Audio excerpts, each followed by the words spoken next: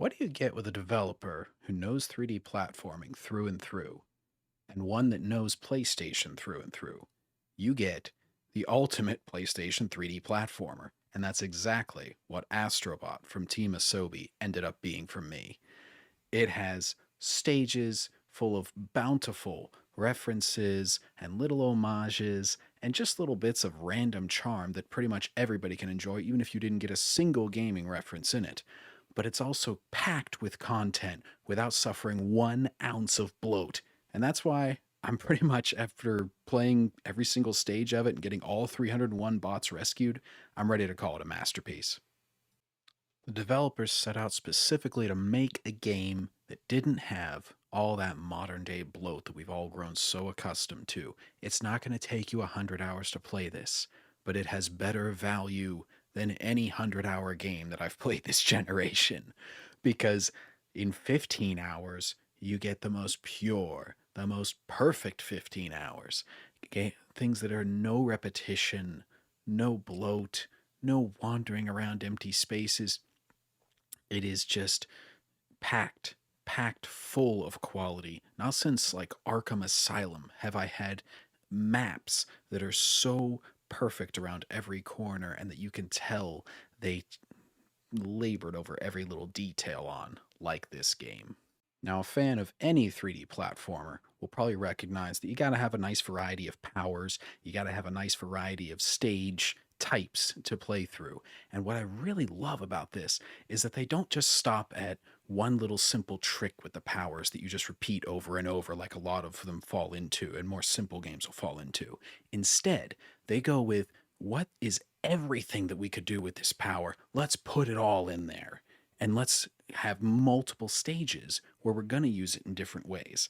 And then let's just have little visual cues and little bits like even altering sound that we can throw in. Here's a few examples of how they did that in here. Ah, that's so cool. I love how they changed the sound too.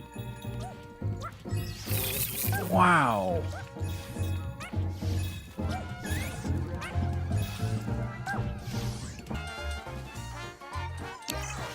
Oh. I think I know what I have to do. I have to jump into his cage. Yeah! Look at that. That's good design. Wow. Now, unfortunately, my gameplay recording stuttered whenever I was getting this going, but we can show a little bit of the replay here. You can use it to water plants, and then they incorporate it into the platforming by absorbing it into the sponges here.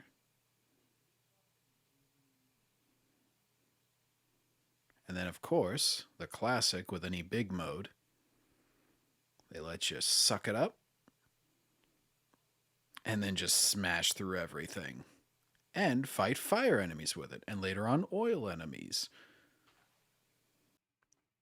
Another big part of a 3D platformer is the music. You probably heard some of it there. This game, it just has charming after charming soundtrack. It's just, and it switches up styles so many times. Some of it is, a riff on some classic IPs, but then some of it's just totally original stuff.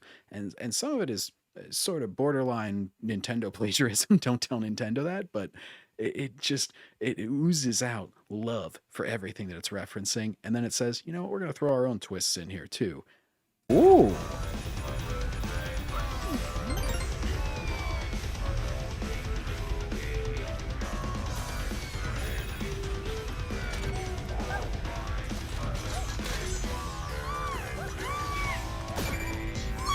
Yeah.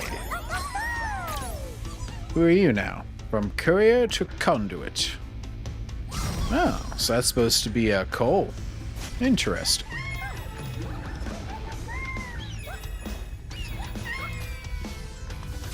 It's like every track has been unique, but they're all very simple and very catchy.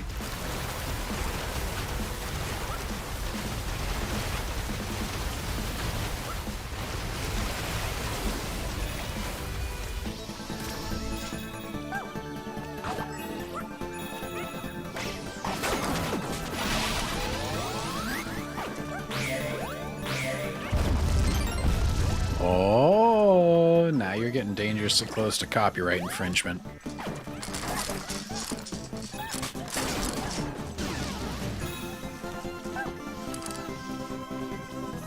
Dude, this music is so good. It's so simple, so perfect for this. Ah. Bah? Now, nostalgia can play a huge part in why someone loves this game. I certainly think that the gameplay stands on its own, the music stands on its own, the charm of it stands on its own completely. But if you're someone like me who kind of grew up with PlayStation, you're going to get that little bit of extra out of this because it references everything from more obscure or older titles to some modern blockbusters like God of War, to something really obscure like Loco Roco, which was a PSP and I believe PlayStation Vita release. I had a Vita. I remember playing it on there. I'm not sure if that was just a remaster or re-release that I played on there, but the fact that Team Asobi knows it means that they know the PlayStation catalog front and back, and this was made out of a labor of love, which you can feel in every little gigabyte of information. Who's hiding under this box? A solo sneaking mission. Otacon. Dude, Okami is such a good game. I love that they even reference that. More people need to know about that game. Of course, we got Pyramid Head. They made Pyramid Head cute. Oh no.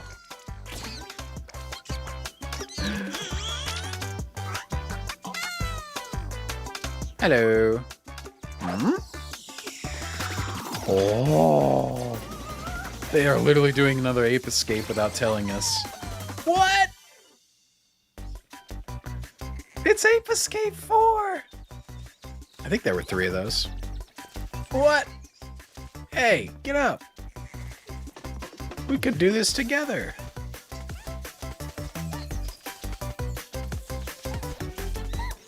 Ah, he's a little bot with an ape disguise. That's wonderful. Dude, this is just how the game... Oh my god! This literally is a new Ape Escape. Gotcha! That is wonderful. I love that. That's so cool.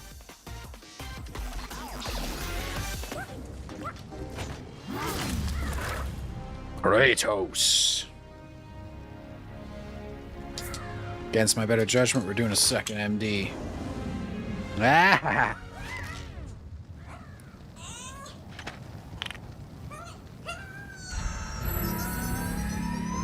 You are worthy, Astro Bot. He gets a beard. Oh no!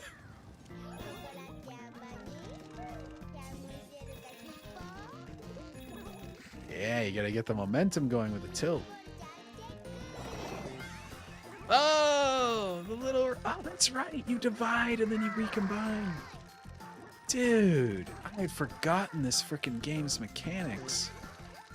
Oh, squeeze it in there. This is so cool. I mean, that's pretty obscure. Loco Roco, I feel like not a lot of people remember, so Team Asobi is true gamers. Wow.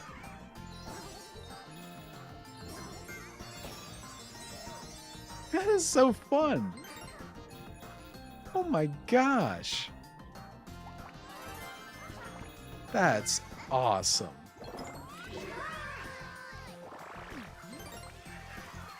Dude. How can you not be in love with this game right now? Oh, okay, it's just coins. I'll take it. Yeah! A big fan of reggae. Still can't roll ours.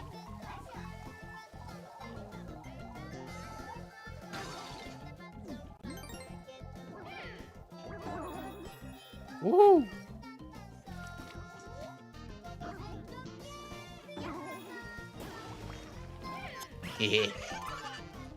Gotcha. Her voice has a certain je ne sais quoi. Je ne sais quoi.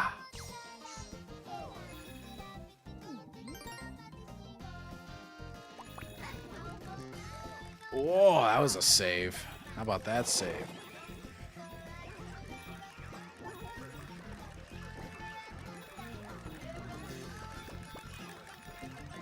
Keeping an eye out for any bots I'm missing. Woo! And if you're like me and grew up with a lot of 3D platformers, it used to be a more prevalent genre up until probably about the 7th generation or so. You're going to get a lot of those sort of references. And it's really awesome whenever you see something and it just reminds you of like, oh, there's 5 galaxies. There's like the warp zones in Crash Bandicoot. Or they're making the stage smaller. Oh, this reminds me of that boss fight back on, a Sly Cooper game or something. It's just every single turn. There's something to make you happy, whether it's nostalgic for you or whether it's just a great gameplay element that hasn't been used in a while in a lot of modern games, outside of probably Nintendo games. Oh, hello. Oh, Lady Venomara. So every woman ever. Am I right, boys?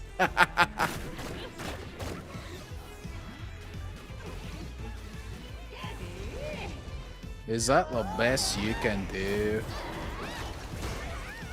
Bah! Okay.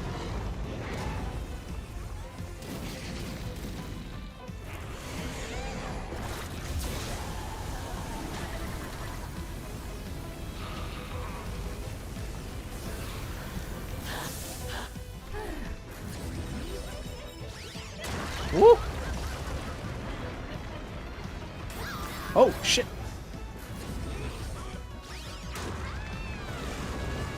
No! Gotcha! Pow! Right in the kisser. Pow! Right in the kisser. Pow! Right in the kisser. Meh. Oh, the classic making the stage smaller as the fight goes on. They just throw in small moments like, hey, you can take pictures in every level. There's little vignettes, and the environment's going to do these little things where they're going to notice you. Or we're going to throw in a bunch of skulls and skeletons of dead astrobots that probably failed before you. And it just adds to sort of this whole vibe of it where it's like, yeah, you're going to maybe die a few times, but you're probably going to have a fun time anyway. And we're going to do some dark humor, and we're going to do every bit of humor because we're just here to give you the absolute best 15 hours or so that you're ever going to have gaming. Blech.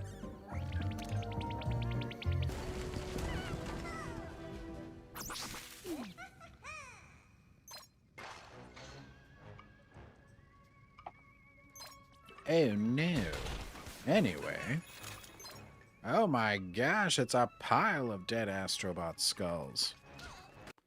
The magnum opus of those moments, of course, being when they surprise you with a sudden music stage in the most odd way possible, but that for this game, it just works perfectly.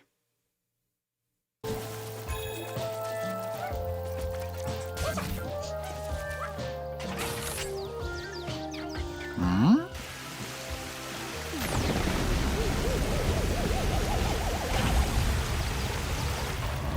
What?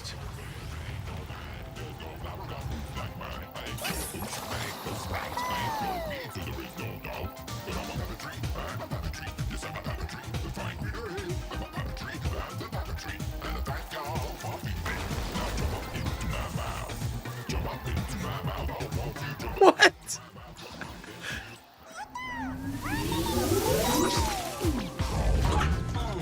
I don't even know what to say. Holy shit. That's awesome. He's still singing. Okay. What do we got here? What are you? Oh, he can suck up the flames.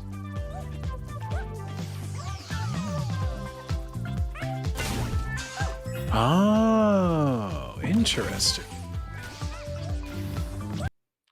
Let no one say that it doesn't bring a lot of challenge to the table, though. The shape challenges in this game made me want to tear my hair out. You can see it in my full stream, but here's a couple examples of just the most challenging ones, including the final shape puzzle, which, after I played the game for 9 hours, not intending originally to go that long, I completed it at 2 a.m. It was the final bot, and I just absolutely freaking lose it at the end of the clip because it was a frustrating time. But with a gameplay this polished, you can't blame it on anybody but yourself. And you know that it is the absolute labor of love by these developers to say, here's everything you've learned from this entire game. We're throwing it in there. You got to do it all right now. And whenever you do, there's no better feeling in the world. Both times. Damn. Okay. Okay. Well, here we go.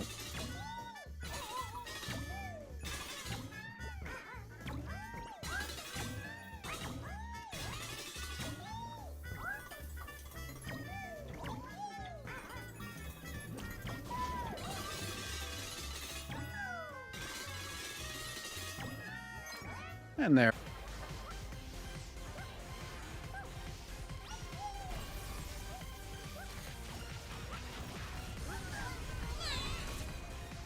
I just die in all different ways.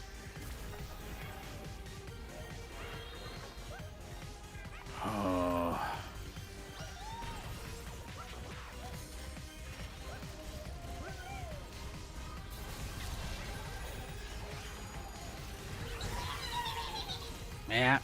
Yep. Rhythm's just thrown off just the slightest bit. That little bit of hesitation on the spinny guy fucked me up. Wow. Okay. I've never died from that before. Wow. Okay. Come on, baby. Come on.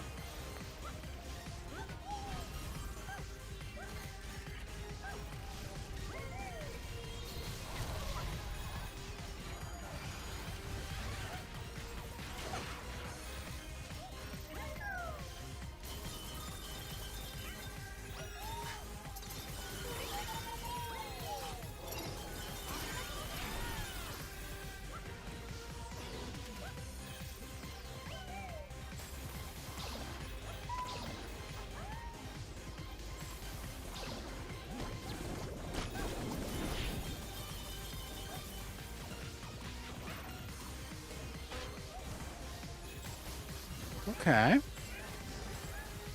Good run.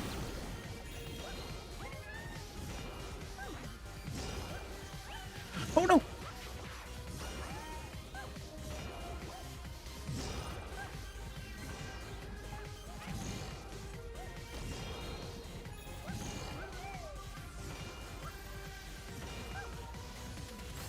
Okay.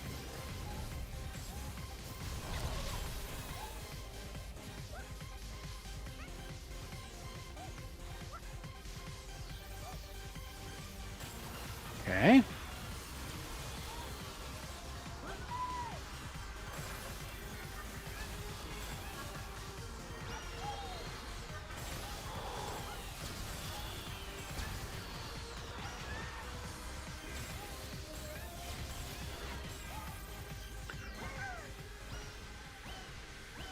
Oh shit.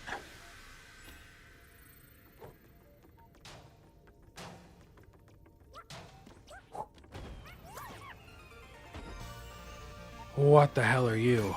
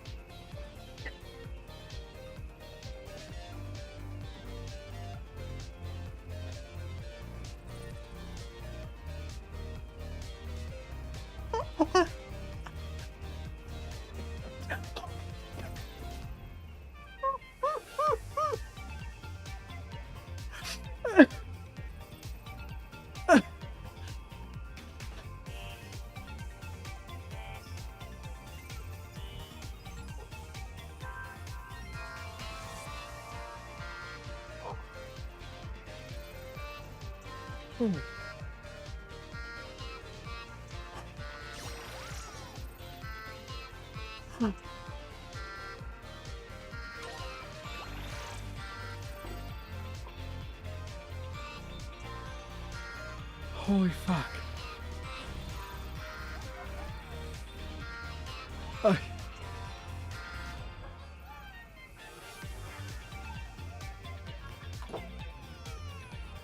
Oh.